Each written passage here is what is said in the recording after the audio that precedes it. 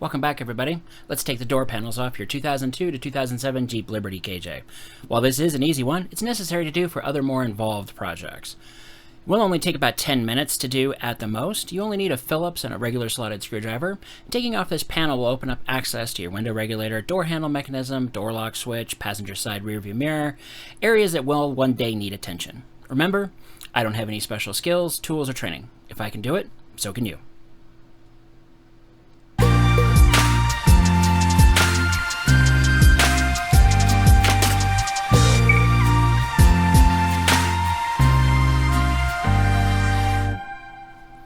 As I like to normally do here, take a picture of the lay of the land. We're going to be taking off the door panel. There's only a couple screws and several clips that we're going to be working on. Let's work on those screws first. The first one is underneath the door handle pole. You're going to remove the plastic cover. You can use the flat blade screwdriver for that, and you use a standard Phillips screwdriver for that. Might need to move the door handle out of the way to get access to it.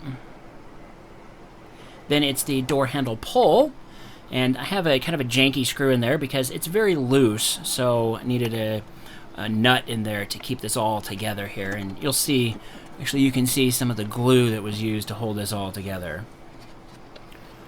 Once we get that second screw out, then we can start working on the pins. And the pins are all the way around the side, or the door clips. They look like pins, which is the reason why I say that. You can use any of those tools. I'm starting off with the that little plastic pry tool and moving over to the tool that's specifically for that, which is a door panel remover tool.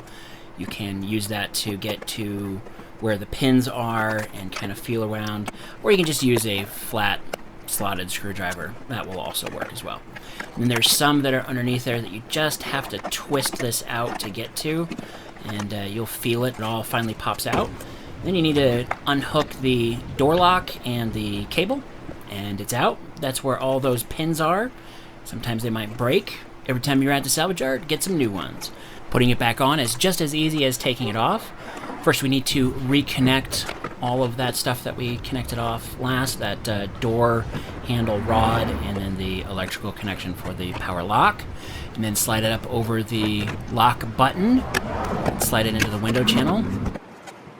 Hit it a good couple times to push those pins back into place, and then you just need to screw those screws back in.